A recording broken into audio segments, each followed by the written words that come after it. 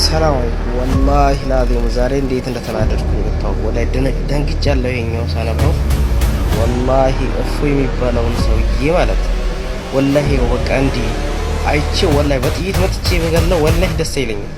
በጥርሴ ካላኘኩት ደስ አይለኝም። በቃ በጥርሴ ካላኘኩት ደስ አይለኝም። በቃ ወላሂ ኧረ ወላሂ አላህ እኔ ወላሂ በቃ እንዲህ እሱን አንድ ገድዬው ሞት ደስ ይለኛል። በቃ ምንም በቃ እሱን ገድዬው አክሱምን የኢስላም መናገሻ አላህ ያድርጋት።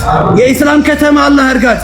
መስጊዶች በጣም ብዙ መስጊዶች ተገንብተው ምናይ ለማስመረቅ ደግሞ እዛ ቦታ ላይ እግራችን የሚረግጥበት ጊዜን ቅርብ አላህ ያድርገው። እናዚዎቹ የሀገራችን ወሮበሎች ደምጠጪዎች የታሉ? የታሉ እነ ዮሐንስ? የታሉ እነ ምኒልክ? የታሉ? ሱብሃንአላህ የታሉ እነ ኃይለ ሥላሴ? የዛን ሁሉ ሙስሊም ደም የጠጡ መልእክት ማስተላልፈው መልእክት አክሱም ላይ ያሉ ሙስሊሞች እየተደበደባችሁ ሁልጊዜ አትምጡ። ቁጥራችሁ አናሳ ሊሆን ይችላል፣ 1% ሁኑ። ወላሂ ለአላህ ጠላት እጅ እንዳትሰጡ። ፊት ለፊት ተፋለሙ። የፈለገ ነገር ይምጣ፣ መጨረሻው ሞት ነው። ሌላ ሊመጣ የሚችል ነገር የለም። የፈለገ ይታጠቅ፣ የፈለገውን መሳሪያ ያዝ። ኢስላም የበታች አይሆንም። ይሄ የአላህ ቃል ነው፣ የአላህ ቃል ነው፣ የኔ ቃል አይደለም። አልኢስላሙ ዩዕላ ወላ ዩዕላ አለይህ ወለን የጅዐለ አላሁ ሊልካፊሪነ ዐለል ሙእሚኒነ ሰቢላ። ከሃዲ በአማኞች ላይ መብት አልሰጠሁትም ብሏል አላህ። እንዴት መብት ትሰጠዋለህ? እንዴት መብት ትሰጠዋለህ? የድምጻችን ትውልድ የድምጻችን ይሰማ ትውልድ የሆነ ሙስሊም አሁንም እጅ እንዳይሰጥ ሌላኛው አሁንም እስከ መጨረሻ ድረስ ተፋለሙ። አክሱም የተቀደሰች ከተማ ነች። ታዲያ ያቺ ቅድሷ ከተማ ሰላት ግን እርኩስ ሆነባት፣ ሂጃብ ግን እርኩስ ሆነባት። አንድ ነገር ልንገራችሁ፣ ምንድነህ ካልተባለ ልፈርፍር ይላል አይደለ? አላህ ቆሻሻ ናችሁ ብሎ መግለጻቸውን እኮ ስላልነገርናቸው እኮ ኢነመል ሙሽሪኩነ ነጀሱ ከወደዱ ጠሉ። ዛሬ ሙስሊሞች ያረክሳሉ አልሆነ አይደለ? ርካሽ ያላቸው ግን አላህ እነሱን እኮ ነው። እነዚህ ከሃዲያኖች ቆሻሻዎች ናቸው፣ ነጃሳዎች ናቸው፣ ውጫቸውም ውስጣቸው። ፈላ የቅረቡል መስጂደል ሐራም በዕደ ዓሚሂም ሃዛ። ከዚህ ዓመት በኋላ መስጂደል ሐራም መካ እግራቸው እንዳይረግጥ ብሎ አላህ ከለከለ። አቅም ካለ ሂደዛ እግርን አስረግጥ። እዚህ ሀገር ግን ትንሽ ጉዳት ልታመጣ ትችላለህ፣ ግን ዘላቂ የሆነ ነገር ግን አታመጣም። አጼዎችን የምትናፍቅ ከሆነ ቀብር ግባ፣ ቀብር ናቸው እነሱ። አብረሃቸውን ለአጼዎች እንኳን ሙስሊሞች ላይ ድል ማድረግ ድልን መቀዳጀት አላህ አላደላቸውም። ይሄንን እንኳን አልቻሉም። አጼዎች ችለዋሉ እንዴ? አጼ ኃይለ ሥላሴ በሉት፣ አጼ ዮሐንስ በሉት፣ አጼ ምኒልክ በሉት 20 ሺህ ሙስሊሞችን ከዛ በላይ በአንድ ቀን ሲያርዱ የነበሩ ሰዎች። የአሞራ ሀገር ዋርካ የእስላም ሀገር መካ ሂዱ መካ ብሎ ምንድነው ሲያባራ ነበር እንዴ? በአባቶቻችን እድሜ ኃይለ ሥላሴ ቀብራቸውን አላህ አንድደውና እነዚህ ሰዎችን የሚናፍቁ ዛሬ ላይ ብዙ ሰዎች አሉ በመካከላችን ላይ የተሰገሰጉ። ወላሂ እነሱ የገቡበት ጉድጓድ ትገባላችሁ እንጂ ኢስላምን ማጥፋት አትችሉም። ሂጃብን መከልከል አትችሉም። ሰላትን መከልከል አትችሉም። አላህም ተናግሯል፣ ለየዱሩኩም ኢላ አዳ። ትንሽ ጉዳት ቢጤ ሊያደርሱባችሁ ይችላል እንጂ ሌላ ነገር አያደርጓችሁም። የማድረግ አቅምንም አልሰጠዋቸውም ብሏል አላህ። ስለዚህ የበላይ ልንሆን ይገባል። የበላይነታችንን አስጠብቀን ልንሄድ ይገባል። ጽዮን ማርያም ቤተክርስቲያን ውስጥ ስለ ማርያም ቤተክርስቲያን ያየሽውን ስዕል የምትናገረውን ታሪክ ይዘው ነው እነ ፕሮፌሰር ስርገው ሀብለ ሥላሴ ምን ይላሉ? በወቅቱ የአክሱም ጽዮን ማርያም ምን እንደምትመስል የመጀመሪያው መረጃ ብለው ይወስዱታል። በዚህን ጊዜ ሙሰለማ ይሄ ማለት ክርስትና አክሱም ላይ እንደነበር የሚያሳይ አይደለም። ስለ ቤተክርስቲያና ስለ ጽዮን ማርያም ቤተክርስቲያን የሚናገር ነው። ያን ሲናገሩም ደግሞ እንዴት እንደተናደረ መሐመድ ታውቁታላችሁ። ኢትዮጵያውያን ከፍጥረት ሁሉ ክፉ ናቸው ብሎ ሲናገር ትናንትና በስቲያ ፎይስ ያቀርብ የነበረውን ያስረጃ ያቀረብኩላችሁ ለዛ ነበር። ያንን ስለተናገረች ጥሩ ተናገረች ማለት ያንን በመናገሯ ምክንያት ምን አይነት ሪስፖንስ መጣ? ከሰው ሁሉ ከፍጥረት ሁሉ መጥፎች ክፉዎች ብሎ የተናገረው አክሱማውያንን ለዛ መሐመድ። ስለዚህ እንደ መልካም የምናየው አይደለም ተሰደብንበት እንጂ መልካም አይደለም የተቀበልንበት። ሁለተኛ ደግሞ ስለ ኢትዮጵያ ክርስትና በተለይ አክሱም ላይ ስለነበረው ክርስትና የመጀመሪያው ድርሳን እሱ አይደለም። ከዛ በፊት ብዙዎች ጽፈዋል። ኢትዮጵያ በተለይ የቅዱሳንን ታሪክ የተጻፈበት በእርግጥ በሃይማኖት ላይ መስለን ይችላል ተብሎ የሚታሰብ ነው። የመጀመሪያው ጻፈ ተብሎ የሚነገረው አውሳቢዮስ ዘቂሳርያ ነው። አውሳቢዮስ ዘቂሳርያ በእምነት ላይ መስለን እንደማይመስለን ምንም ጥርጥር የለውም። ነገር ግን የመጀመሪያ ጻፈ ተብሎ ስለ ቅዱስ ዮሐንስ አፈወርቅም ስለተለያዩ ሰዎች የጻፈ ቅዱስ ዮሐንስ አፈወርቅ ስለ ኢትዮጵያ ኦርቶዶክስ ስለ ኢትዮጵያ ያስተማረውን ጭምር እየጠቀሰ ሲናገር ታሪክ ሲያመዛግብ የነበረው አንደኛው የታሪክ ድርሳናት ምሁር ተብሎ የሚታወቀው አውሳቢዮስ ዘቂሳርያ ነው። አውሳቢዮስ ዘቂሳርያ እንጂ ምናምን የምትባለው አይደለች። እሱን ኮንሲደር አድርጉ። እሱን ገብታ ቤተክርስቲያኑን አይታ የተናገረችውን ሐዲስ ወስደው ያኔ እንኳን ምን ይመስል ነበር ብሎ ደሊል ያደርጋል። ከዛ ዞር ብሎ አክሱም ውስጥ ነጃሽ የሚባል መሪ የለም። እውነታ ነው። ፕሮፌሰር ስብሐት ብለህ ላይ ተናገሩ እውነታ ነው። አክሱም ላይ ሙስሊም የሚባል የለም። እንኳን አይደለ የዛን ጊዜ አሁንም የለም። ከዛ ዞር ይሉና አክሱም ቅዱስ ስለሆነ ሙስሊሞች መስጊድ መስራት አይችሉም ይላል። እኛም ተባብረናቸው ውቅሮ ነጃሽ የሞተበትን ቦታ የመጀመሪያው መስጊድ ብለን አብረን እያወራን ነው። የመጀመሪያውማ እዛ አክሱም ውስጥ ነው እንጂ እዚህኛው አይደለም። ስለዚህ የሌለን ታሪክ መፍጠር ይፈልጋሉ። ስለዚህ አሁን በአንድም በሌላም በነገራችን ላይ እስልምና አንዱ መጥፎ እንትኑ ይሄ ነው። መጀመሪያ ሙስሊሞች መተው ስለሰገዱ ይሄ ቦታ ማለት የሙስሊሞች ነው ብሎ የሚያምኑት ነገር አለ።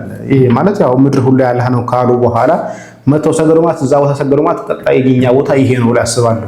እንደ ሐረር እንደሚያስቡት የመጀመሪያው ሙስሊሞች ነፃነት ያገኙት ዛሬ በ21ኛው ክፍለ ዘመን ነፃነት የተከለከለበት አክሱም ውስጥ ነው። ይሄን በማስረጃ ማነጋገር የሚቻላል። ጉዳዩን ወደዛ ገልብጠን በዚህ በኩል ተቀበልናችሁ ስደተኞች እንዲያደርግን በዚህ በኩል አይቻልም ሲሉ ምን ያህል ኮንትራዲክት እያደረጉ እንደሆነ ማሳየ። ስደተኞችን ተቀበልን ማለት ከስደት ታደግናችሁ ማለት ነው እንጂ ከኛ እኩል ተጋፍታችሁ ቤተ መቅደሳችንን እያፈረሳችሁ ከቤተ መቅደሳችን ጎን መስጊድ ትሰራላችሁ ማለት አይደለም። ስደተኞችን እንደ አንድ ስደተኛ እንቀበላቸዋለን። አንድ ነዳይ ልመና ይመጣና ብናበላው ተመልሶ በዚህ ቤት ጎን ላይ ቤቴን ካልሰራሁ የሚል ከሆነ በጠለባ ነው የሚባረረው። ምንም ጥርጥር የለውም። ስለዚህ በችግር ጊዜ ደረስንላችሁ፣ በችግር ጊዜ አሳረፍናችሁ ማለት ያ ቦታ የእናንተ ነው ማለት አይደለም። እንደ ችግርነታችሁ ተቀበልናችሁ ማለት ነው እንጂ ሌላ አማርኛ አይደለም። ከኛ የሚጠበቅብን ነው። ለማንኛውም ማሳካት የተፈለገው ምንድነው? ሰዎች አንተን እንዴት ይመልከቱ እንደ ቢላ ወስዶ የዛኛው አፍ ላይ ሊወጋው ነው የሚል እዚህ ከስር የምታዩ ሰዎች አይተው ወጋው ብለው በአእምሯቸው ውስጥ ይሄ ምስል ተፈጥሯል። ከዛ ይሄን ቴሌቪዥን ተከትለው እዚህ ጋር በተርታ እንደሚሄዱት እዚህ ጋር ያለው ምስል እንደሚያሳየው እውነት ነው ብሎ መነዳት ምንድነው? ጥሩ ማሳያ የሚሆነው ይሄ የአክሱም ጉዳይ ነው። የአክሱም ጉዳይ ታችሁ ከሆነ ከ4 ዓመት ከ5 ዓመት በፊት ፎቶ የተለቀቀውን ፎቶ ይዘው አሁን እየተነዱ ያሉ ሙስሊሞች እንዳሉ ማለት ነው። ከፌስቡክ ላይ ተለቀቀላቸው ያንን ነገር ይዘው ቲክቶክ ላይ ጮታል፣ ዩቲዩብ ላይ ጮታል፣ ፌስቡክ ላይ ጮታል። ማያስጮሁበት የለም። ግን እውነት ነው ይሄ ታሪክ ቢባል ውሸት ነው። ፎቶዎቹን ስላጋለጥ ናቸው። ከዛ አንዱ ማሳያ እንደዛ ነው። እገሌ ቢላ ይዟል እገሌ ምናምን ሰው እሱን አይልም። የቅኝት ዓላማ እንደ ሰዎቹ ጉዳይና እንደ ተለያዩ ሚዛኖች ይለያያል። ቅኝት የሚሰራበት ጉዳይ ስለማንና ለማን ከሚለው አንፃር የቅኝት ዓላማ ይለያያል። ለራስ ወገን ከሆነ ዜናው ስላንተ ወገን ስሙት። ለራስ ወገን ሲሆን ለሙስሊሞች ሲሆን የኛ የምትላቸው ሰዎች ከሆኑ መልካም ገጽታ መገንባት ነው ፍሬም የሚደረግበት። የሆነ ውንጀላ የሚመጣባቸው ከሆነ እንዳይመጣ መከላከል ወር ከመጣ ስለዚህ ለዛ ነው አርሲ ላይ ያ ሁሉ ሰው ሲገደል፣ ወለጋ ላይ ያ ሁሉ ሰው ሲገደል፣ ያ ሁሉ ሲሞት ሙስሊሞች እያደረጉ ስለሆነ ገጽታ ግንባታ ላይ የሚጥሩት። ይሄ ስልጠና እየሰጠ ያለ አህመድ ይጀበል በነገራችን ላይ ወይ ደግሞ ስለዛ ነገር እንዳይወራ ያደርጋሉ። ምንም ጸጥ እንዲባል ያደርጋሉ። ወይ ደግሞ ሚዲያ በሪፖርት ያስጠፋሉ። ቪዲዮዎቹ እንዳይታዩ ያደርጋሉ። ገጽታ ስለነሱ ስለሆነ ገጽታ ግንባታ ላይ መተኮር ያለበት። ትከላከላለህ፣ እስልምና እንዳይወነጀል እንዳይወቀስ ትከላከላለህ። ይህ እየተናገራለሁ እሱ ነው። ዲፌንድ ማድረግ ነው፣ ማገዝ አለበት፣ ማጠናከር አለ፣ እንዲቀድም የራስን ወገን ማድረግ። እነዚህን የመሳሰሉ አንተን ዲፌንድ የሚያደርግ እንድትበልጥ፣ እንድትቀድም፣ እንድትጠናከር የሚያደርገውን ፍሬም ነው ከዚህ ውስጥ የሚመረጠው። ለተቀናቃኝ ደግሞ የምትመርጠው እንድትበልጠው የሚያደርግህን ጫና ውስጥ የሚከተውን ማጋለጥና እሱን ዲፌንስ ውስጥ የሚከተል ገጽታ እንዲበላሽ የሚፈቅድ መሰል ነገር ነው የምትመርጥለት። ለጠላት ሲሆን እርሱን መቅደምን በቃ እኔ እሱን መቅደም ስለምፈልግ የምሰራው ነገር ሁሉ እሱን እንዲቀድመው የሚያደርግ እኔን ከፍ አድርጎ እሱን የሚያሳጣው ምናምን ገጽታን ማጠልሸት ሊሆን ይችላል። እሱ ገጽታ ሲጠለሽ በቃ የዛ ምን ባህል ጥሷል፣ ከህግ ወጣ ስራ ነው እንዲህ ለዛኛው ታረቁ ሊሆን ይችላል። ይሄኛው ወገን ካረገ ለፍርድ ይቅረብ፣ የህግ በላይነት ይከበር ምናምን ሊባል ይችላል። የዚህኛው ሲሆንስ እርቅ ምናምን በላይ ልትመርጣት ይችላል። በደንብ እየሰማችሁ ለነሱ ሲሆን በቃ መታረቅ አለባቸው፣ መስማማት አለባቸው፣ መንግስት ገብቶ ያስታርቃቸው፣ መንግስት ገብቶ ያስማማቸው ይባላል። የነሱ ተቀናቃኝ እስልምና ተቀናቃኝ ወይ ደግሞ ጠላት የሚሉት ክርስትና ሲሆንስ ገጽታ ማጠልሸት፣ ማጥቃት፣ ለፍርድ ይቅረብ ማለት፣ መወንጀል፣ ከተገኘ መደብደብ መግደልም ጭምር ሊሄድ ይችላል። ይሄ ነገር ፋሚሊያር ነው ከእናንተ በደንብ አሰባችሁት? አርስ ላይ ሲጨፈጨፍ ዝም የሚሉ ሰዎች አሁን ላይ መቀሌ ላይ ይሆናል ላይ ጎንደር ላይ ሲሆን አይታችሁታል። ካልተገደለልን ለፍርድ ካልቀረበልን የሚሉት እንዲህ ነው። በነገራችን ላይ ይሄ እያሰለጠነ ያለው አህመዲን ጀበል ብሎ ኋላ ማስቀረት ነው። ለገለልተኛ አካል ሲሆን የኛ ደጋፊ ማድረግ ለዘብተኛ ባያቸው ክርስቲያኖች ራሱ ለዘብተኛ፣ ጋዜጠኞች ነው ለዘብተኛ፣ ምንም የማያገናዘቡት ጋዜጠኞች አለ አይደል? ቲክቶክ ላይ እንዳሉት አይነት ጋዜጠኞች ወይ ደግሞ ዩቲዩብ ላይ ወይ ደግሞ ሀበሻ እንደዛ ሀበሻ አይነት የሚመስሉ ፌስቡክ ያለው አሉ አይደል? እነኚህ ሰዎች ገለልተኛ ናቸው ለነሱ። ከዛ በኋላ ምን ያደርጓቸዋል? ሳመን መማረክ፣ መረጃ ማስተላለፍ፣ ልክ ፕሮፓጋንዳ ላይ እንዳየናቸው ቀጥሎ ስለዚህ የነሱ ደጋፊ እንዲያደርጓቸዋል፣ መረጃ ይልኩላቸዋል፣ ያስተላልፉላቸዋል፣ ያታሏቸው፣ ይሸውዷቸዋል። ይሄ ለገለልተኛ ላይ ነው። ገለልተኛ ብሎ ለሚያስቡ ጅሮች ማለት ነው። እነሱ የሚያደርጉት እንደዚህ ነው። ሌላኛው ደግሞ ስሙ ቅኝት ራሱ የሚመረጠው አጋርና ተቀናቃኝ ተብሎ ተለይቶ በአጋርና በገለልተኛ ተቀናቃኝና ጠላት ላይ ከሚኖር ፍላጎት ይመነጫል። አጋርና ተቀናቃኝ ስንጠርዝ ይሄንን ቀደም ባለው ክፍል ተመልክተናል። ስለዚህ እንዴት እንዲሆኑ ነው የምንፈልገው ከሚለው ተነስተን ለእንትና ሲሆን ይሄን እናደርጋለን። ለምሳሌ በዚህኛው በኩል የቅኝት መምሪያ ተቀምጧል። በዚህኛው በኩል አላማቸው የኛ ደጋፊዎች አሉ፣ የጠላት ቀንደኛ ደጋፊዎች አሉ በግራ በኩል ወር በቀኝ በኩል ሰዱና ቀጥሎ ደግሞ ንቁ ደጋፊዎች መጀመሪያዎቹ ቀንደኛ የሚባሉ ደጋፊዎች ናቸው። ከዛ ከቀንደኛው ደጋፊ በፊት መሪዎቹ አሉ። ቀጥሎ ያለው ንቁ ደጋፊ ትኙ ዳትማች ፓሲቭ የሆኑ ደጋፊዎች አሉ። ገለልተኛ አለ፣ ትኙ ደጋፊ አለ፣ አንተ ጋር ዳትማች አክቲቭ ያልሆነ ፓሲቭ ደጋፊ አለ፣ ንቁ አለ። በዚህ ሂደት ውስጥ የምትመርጠው ቅኝት ዋናዎቹን ከሆነ ጠላትን ምንድነው ማጋለጥ፣ እንዲህ አታክ የማድረግ እንትን ያላቸው ነገሮች ናቸው ወዲያው የሚመዘዙ። ማን ነው ሰውየው ተብሎ እነሱ ከሆነ ለነሱ ጉዳዩ የሚገጣጠመው ማጋለጥን፣ ማጥቃትን ምናምንን ታሳቢ ያደረገ። ትንሽ ደግሞ ከነሱ ወረድ ያሉ ደጋፊ ናቸው የጠላት ወሬ ተቀናቃኝ፣ ግን ንቁ ደጋፊ ናቸው፣ መሪ አይደሉም። ስለዚህ ምንድነው ከሱ ጋር የሚኖረው ሂደት ተስፋ አልቆረጥክም፣ እንዳለ ሁጁም አድርገህ ምን ብለህ ተጫውታ ውጭ አታረግ። የምትሰራው ነገር እሱን አስመልክቶ ቢሆን አታክ ታደርገዋለህ። የተቀረው ላይ ግን ሹብሃውን መቅረፍ፣ ስጋታቸውን መቅረፍ፣ አንተን አስመልክቶ ሹብሃውን መቅረፍ፣ ስጋቱን መቅረፍ፣ እንዲህ ያለ ወደ ራስ የሚያስብህን ነገር ትጠቀማለህ። እሱን አስመልክቶ ስትሰራ ደግሞ አታክ የማድረግ እንደዛኛው ባይበረታም አለበት። አታክ ስታደርግ አቋሙ ላይ ሹብሃ መፍጠር ሊሆን ይችላል።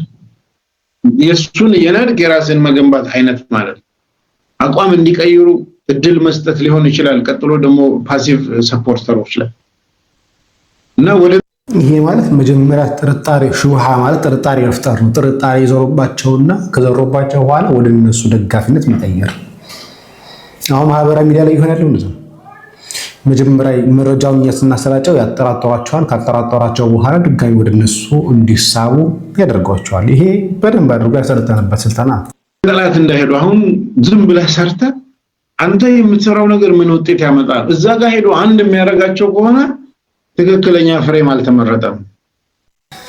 ስለዚህ ክርስቲያኖችን ወደ አንድነት የሚያመጣ መረጃ እየዘሩ ከሆነ እያሰራጩ ያለው ክርስቲያኖችን ወደ አንድነት ወደ አንድ ህብረት የሚያመጣቸው ከሆነ ስራ አልሰራችሁም ማለት ነው። ስለዚህ መበታተን፣ መለያየት እንደውም እነሱ እንዲደግፉ ማድረግ ሹብሃ ዘርዘው ጥርጣሬ ፈጥረው እንጂ በፍጹም ክርስቲያኖች በአንድነት ለአንድ ጋራ በጋራ እንዲቆሙ ማድረግ አይፈቀድም። ስለዚህ ክርስቲያኖችን መለያየት ነው ሐሳቡ እሱ ነው። ስልጣናው እንደዛ እየሰጠ ያለው ምክንያቱም የሚዲያው ዓላማ ሚዲያ እንደ ትግል መሳሪያ ነው። ዓላማው እዛ ጋር ሄዶ ጠላትን እንዲያበዛብህ ወይ አንድ እንዲያረግብህ አይደለም። ያን ካረገ ሮንግ ነገር ሰርተዋል ማለት ነው። something wrong።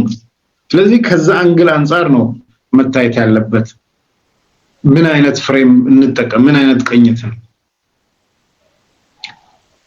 ልክ ባለፈው እንዳየነው ተቀናቃኝ ጠላት ሲሆን የምትሰራው ነገር ምንድነው በሱ ላይ ያለ ስትል ጠላቴ ከሆነ በግለሰብ ደረጃ ግለሰባዊ ኃይላቸውን መበታተን፣ ማምከን፣ ተደራጅተው ቡድን እንዳይፈጥሩ ማቀብ፣ በቡድን ደረጃ ከሆኑ ቡድኑን መበተንና ወደ ግለሰብ መመለስ፣ ቡድኑ ማህበረሰብ ላይ ተጽዕኖ እንዳያሳርፍ ማድረግ፣ ማህበረሰብ ደረጃ ላይ ካሉ ማህበረሰቡን ወደ ቡድኖች መከፋፈል፣ ማህበረሰቡ በአገር አቀፍ ደረጃ ተጽዕኖ እንዳይኖረው ማድረግ። ይሄ ከሆነ ኤሌመንቱ ሚዲያውም ይሄንን ተከትሎ የነሱ ጉዳይ ከሆነ ግለሰብም ከሆነ ግለሰቡን አታክ ማድረግ ነው። ካራክተሩን ምናምን በምን የሚያጋልጠው ለህግ ይቅረብ ይጠየቅ እንዲህ ነው የሚመርጣቸው ፍሬሞች ማለት። ማህበረሰቡን ከሆነ ማህበረሰቡን ገጽታ ማጠልሸት አታክ ማድረግ መሰል ኤሌመንት እሱ ላይ የምትከተለው። ምክንያቱም ሚዲያ ብቻውን አይደለም የሆነ ነገር ግልጽ ይሆንላችሁ ነው። እስቲ እስካሁን የተረዳችሁት ነገር ኮሜንት ላይ ጻፉልኝ። ምንድነው እየተረዳቻላችሁ? ምን እስከምን ጋር ተገናኘላችሁ በሐሳባችሁ እንደዚህ ሲባል ኮሜንት ላይ አሳውቁ። ተከታለ ነው የሚሄደው የሚዲያ ባለቤቶች የሚወክሉት አካል ጋር የተያዘ ፕሮፓጋንዳ ጋር ባለፈው እንዳየነው መልካም ስም የራስ ሲሆን ፕሮፓጋንዳ ሂደት ላይ ማሳመን መልካም ስም መፍጠር ገጽታን ማሳመር ምናምን እንዳልነው ያንተ ወገን ሲሆን ስሙን ፕሮቴክት ማድረግ ተጠያቂነቱን መቀነስ የምትመርጠው እንትን ስሙን መጠበቅ ከሆነ ምንድነው ሰውየውን ትተህ ህጉ ላይ ልትሄድ ትችላለህ። እንደዚህ ማለት ነውና ጉዳዩ ያው ቁማር መጫወት ነው እርስ በርስ ማለት ነው። ሚዲያን ተጠቅሞ ሰው አእምሮ ሰው ምኑን ይረዳ ምኑን እንትን ይበል የሚል አይነት ሂደት ነው። የማሳመን ፕሮፓጋንዳ ብለን ላስት ታይም ያየነው ነባርና አባላትን ማብዛት ከሆነ እዛኛው ደግሞ አባላትን መበተን እንትን ማለት ይመጣል። ልክ እንደዛው የምትከተላቸው ነገሮች የማድረጊያ ነው። ተቀናቃኝ ሲሆን ወጥመድ ውስጥ መክተት፣ ማዋረድ፣ ፍርሃት መፍጠር፣ ጥርጣሬ መዝራት፣ ማሳሳት፣ ማታለል ምናምን ይሄን ይከተላሉ በሚል ላስት ታይም አንስተናቸው የነበሩ ናቸውና እነዛ ከሆነ ሚዲያውም ያንን የሚያሳካ ነገር ምክንያቱም የሚሰራው በሚዲያ ነው። እንደ ሚዲያ ተቀናቃኝ ላይ የሚያዙ አላማዎች አሉ። ሚዲያ ያንተ ጠላት ወር ተቀናቃኝ ላይ ምንድነው የሚሰራው ስትል ገለልተኛ ሊሆን አይችልም። ምክንያቱም ያን ጠላት የተባለውን አካል ለመመከት ነው ቆሞ እንደ ጌት ኪፐር የራሱን ወገን አካል በር ላይ ቆሞ መጠበቅ ነው። ያኛውን ደግሞ መርታት ነው። ስለዚህ ስለልቦናን ማናጋት ሊሰራ ይችላል። ሽኩቻ መሽጉል ሊያደርግ ይችላል። ሪሶርስ ምንጫቸውን እጅ ማስጠጠት በእነርሱ ላይ በላይነትን ጠላትን ምናምን እንደዚህ ባለፈው ያየናቸውና አሁን የምናያቸው ነገሮች ስላሉ ከዛ አንግል ነው ምን አይነት ቅኝት እንምረጥ የሚለው። ምሳሌ ኦርቶ ማራ ኢትዮጵያ ውስጥ ያሉ የተወሰነ ምሳሌ ወረድ እንበል አማራ ክልል ይሄን በደንብ ስሙ። በነገራችን ላይ ኦርቶ አማራ የሚለው ኦርቶዶክሳውያንና አማራ በአንድነት አክሮ ኦርቶ አማራ የሚላቸው ለዛ። ስለዚህ በደንብ ስሙ። አሁን ይሄ ላይ በደንብ ሲገደሉ በዛ ምክንያት የታሰሩ ሰዎች ነበሩና ምንድነው የተከተሉት? በእርቅ በሽምግልና በይቅርታ ይፈቱ፣ ነፃ ናቸው ይፈቱ፣ ጉዳዩ መንግስት ነው እነሱ ነፃ ናቸው የሚል ቅኝት ነው የተከተሉት። ወደዛ የሚወስድ ድምዳሜ ነው የተሰራው። መጨረሻ ላይ ክርስቲያን ታደለንም ጨምሮ የተፈቱት አብዛኛዎቹ ወደዚህ ቅኝት ነው። ነፃ ናቸው ፍቷቸው። ውስጡን ትናንሽ ፍሬሞች አሉ መንግስት አውፍ ይበል ምናምን። ልክ ከጫሉ ሁንዴሳ ግድያ ጋር ተያይዞ ደግሞ ጀዋር ሐምዛ ቦረና ምናምን ሲመጣ ምንድነው ወዲያው የተመዘዘው ፍሬ ምንድነው? የህግ የበላይነት ይከበር። እዛ ጋር የህግ የበላይነት ይከበር አልነበረም። እዚህ ጋር የህግ የበላይነት ለምን ከሰዎቹ አስተላለፍ አንፃር እገሌ ለኔ ምንድነው ከሚል አንፃር ነው። ተቀናቃኝ ነው ጠላት። አማራ ክልል እንደዛ ነበር ነው የታሰረ ሰው የለ ሁሉም ነጣ ወጥቷል ነው ብለ ጠላት ላይ የምትመዘው አይደል የራስ ወገን ላይ የምትመዘው። ከዛ አንፃር ለምሳሌ ምንድነው የህግ የበላይነት ይከበር ማለት? ፍረዱባቸው ማለት ነው። እስክንድር ጋር ስትመጣ ደግሞ ነው እሱ ንጹህ ነው ለእንትን ነው የገባው። አንድ ሲስተም ነው ያዘው አንድ እንትን ነው ማን ንጹህ ነው አይደለም ዛት ሰናዘሪሹ ግን ፍሬሞቹን እንድናይ ነው። ፍሬም እንዴት ነው የሚመዘዘው? ንጹህ ነው አይደለም የሚለው ነገር ላይ ማተኮር አይፈልግም እሱ ፍሬሙን ነው የሚፈልገው።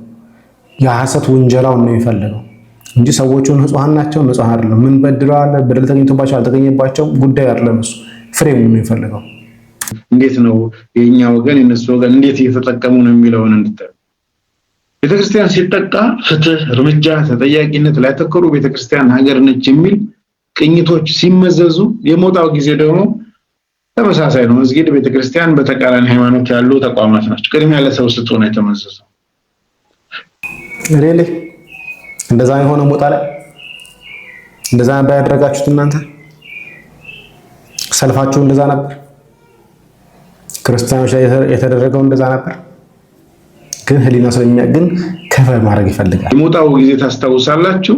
ወለጋ ለታገዙ እንትኖች ተማሪዎች አሉ ለነሱ ቅድሚያ ይሰጥ የሚል ካምፔን መጥቶ ሊውጣው ደርሶ ነው እንደገና የሞጣ ክስተት ሪቫይቭ ያደረገው። ሰሞኑ የነጃሺ ጥቃት ሲመጣ ሰውነት ይቀድማል የሚል ሰው ላይ አተኮረ። ልክ እንደዛው ደግሞ ሰውነት መጥቶ ሰው ሲጠቃ የጀራ ጋዶ እንትን ላይ ምንድነው ሰሞኑ ላይ ተመሳሳይ ልክ እንደዚህኛው ሻሸመኔም ላይ ተመሳሳይ በሰልፍ ላይ ሰው ሰቅለው ገለዋል። እንደ ጭራቅ እንዲታይ ማድረግና ተፈርዶ አይና ያደረገው አካል እድሜ ልክ ተፈርዶበታል። ግን ስቲል በሰው አእምሮና በእንትን ውስጥ የሆነ ደጋግሞ በማንሳትና አስፈሪ ቅኝትን በመጠቀም የሚፈጠር ነው። የሆነ ሙስሊም አካል ሰውን ዘግዝቆ መግደል ለሙስሊሞች አስፈሪ አይደለም፣ ለኛ ለክርስቲያኖች ግን በጣም አስፈሪ ነው። እንደ ጭራቅ የሚታይ ነገር ነው። በባህላችንም በሃይማኖታችንም አይተነው ሰምተነው ማናውቀው ነገር ነው። በታሪክ እናውቀው እንችል ይሆናል እንጂ እነ ቅዱስ ጴጥሮስ እንደተገደሉት እነ ቅዱስ እንድርያስ እንደተገደሉት ሐዋርያት እንደተገደሉት በታሪክ እናውቀው ይችላል እንጂ በዘመናችን አይተነው አናውቅም። ስለዚህ እንደ ጭራቅ ነው የምናየው። እንዴት በሰለጠነ ዘመን ሰው ተዘግዝቆ ይገደላል ብለን እንናገራለን። ግን እሱ ግን ማድበስበስ ነው። እንዴት እንደጫቅ ታያም ግን በስልምና በርቅ አይደለም። በየቀኑ የሚገድሉት እንደዛ ስለሆነ ማለት ነው። የታጠቀ ከተገኘ ወዲያው የሚመዘዘው ምንድነው? ሽብር፣ ሰማያዊ መንግስት ወዘተ የሚል ቅኝት ነው የሚመዘዘው። በተመሳሳይ በዛ በሙስሊሞች ዘንድ ትጥቅ ከተገኘበት ከሽብር ጋር ከእስላማዊ መንግስት ጋር ይያያዛል አለ። እሺ ሰፈር ሲፈጠር ምንድነው? ቤተክርስቲያን ጭምር ውስጥ መሳሪያ ሲገኝ ምንድነው? በአካባቢው መሳሪያ መታጠቅ እኮ ባህል ነው።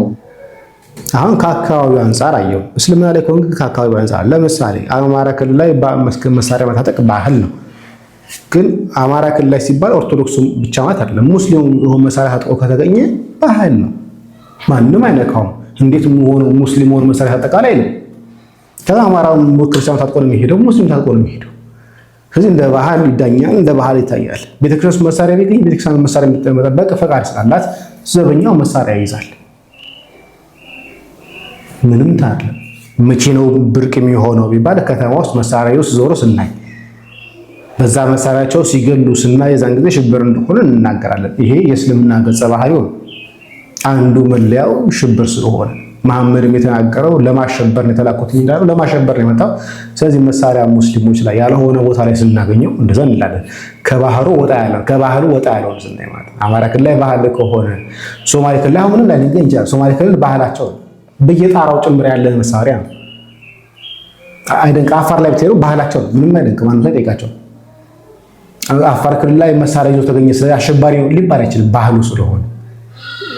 ሶማሌ ክልል ላይ ሄዱ። ሶማሌ ክልል አሁን ያደኩበት ኤሳ ነው የሚባለው ቦታ መሳሪያ በየቤቱ ነው ያለው።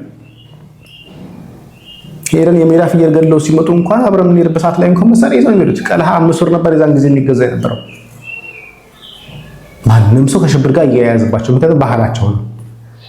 ባህሉ ያልሆነ ሰው ግን መሳሪያ ይዞ ስናይ ሲገድል ስናይ ሲያርድ ስናይ ግን ባህል ነው አንልም። ማረድና መግደል የማንም ባህል ስላልሆነ ማለት ነው። የዛን ጊዜ ከሽብር ጋር እናገናኘዋለን። ሽብርም ነው ባህል ይነሳል እኮ ተራ ነገር ባህላችን ነው ምናምን ተብሎ ቅኝቱ ምንድነው? በባህሉ ተቀባይነት ያለው ኖርማል እዛኛው ሲሆን እንዲህ ነው ለጠላትና ለተቀናቃኝ በሚል ፍሬም እየተደረጉ እየተኬዷል። ቤዚክ ነገሩ ቅኝት የበላይነትን መቆጣጠር የማን ቅኝት የበላይ ይሆናል የሚል ቤዚክ ጉዳዩ እዚህ ጋር ነው ያለው። ቅኝቶች ተወዳዳሪ ናቸው። የተለያዩ አካላት የሚያቀርቧቸው ቅኝቶች ይወዳደራሉ። የተለያዩ አይነት ቅኝቶች ራሳቸውን የበላይ ለመሆኑና ባሉበት የበላይነትን ለማጽናት ይጋጫሉ። አንተ ከዚህ የምትለቀው አንግል አለ ወርቅኝት አለ በዛኛው ይመጣል ይላተሙና የማን ነው ጎላ ብሎ በሰው አእምሮ ውስጥ በደንብ የሚሰማው በታሪክ ውስጥ ሴቭ የሚሆነው ዋና የፍሰት የናሬሽን ሜይንስትሪሙ ናሬሽኑን ተቆጣጥሮ በሚዲያም በታሪክም በሰው ውስጥ ሆኖ መጨረሻ ላይ የሚራታው የቱ ነው የሚል ነው። በዚህ ፍልሚያ ውስጥ ነው ቅኝታችን ተረታ ማለት የኛ እይታ ተረታ ማለት ነው። የኛ እይታ ተረታ ማለት ደግሞ የኛ ከጉዳዩ ጋር በተያያዘ የነበረን የበላይነት ወይም የበላይነትን የማግኘት እድላችን አብሮ ተረታ ማለት ነው። ስለዚህ የሐሰት ጉዳይን ይዘው ወደ ሚዲያ የሚወጡትና ሚዲያውን በማራገብ ብቻ ትክክል ለማስመሰል የሚጥሩት ለዛ ነው። በነገራችን ላይ የሐሰት ፕሮፓጋንዳዎች ሐሰት እንደሆነ እያወቁ ነገር ግን ሚዲያውን አብዛኛው ውሃቢያ ስለተቆጣጠረው ሚዲያው ላይ ስለጮኸ ቅኝቱን ተቆጣጠር ነው ብሎ የሚያምኑት ለዛ ሚዲያ ላይ መስራት አለብን ብለን ብዙ ጊዜ የምንናገረው ለዛ ነው። ሚዲያው ውሃቢያ ተቆጣጠረው እንደፈለገ ያዛወረ ያለው እየመራ ያለው ለዛ ኦርቶዶክሳውያን በተገደሉ ሰዓት ላይ ኦርቶዶክሳውያን ተገደሉ ስንል ክርስቲያኖች የሚጮሁት እኛ ላይ ነው። በነገራችን ላይ ምንድነው ሁሌ ስለሞት ነው ወይ የምታወራው የሚሉ አሉ። ለምን ሲባል የተረቱ ናቸው ነኝ በህሊናቸው እየደከሙ ናቸው ወይ ደግሞ ገለልተኛ ሆነው የዋሃብያው ሐሳብ የገዛቸው ሰዎች ናቸው። እነኚህ ግን ገና ለገና ባልተፈጠረ ታሪክ ተፈጠረ ብለው በህሊናቸው ስለው ወደ ሚዲያ አመጡት። ሚዲያ ላይ ግን ሲራገብ ግን እንደምታዩት ግን ብዙ ነገር ሲያውክ እናያለን። ይሄ ቅኝት መቆጣጠር ይባላል። ደግሞ እየተሰሩበት ነው። እኛ ኦርቶዶክሳውያን ጋር ምን ይመስላል? ጠንካራ መሆኑን በምንድን ነው የምናውቀው? አንድ ቅኝት ተሰርቶ ይሄ ቅኝት ጠንካራ ነው። ይሄ የሚታወቀው ቅኝት ጠንካራ መሆኑን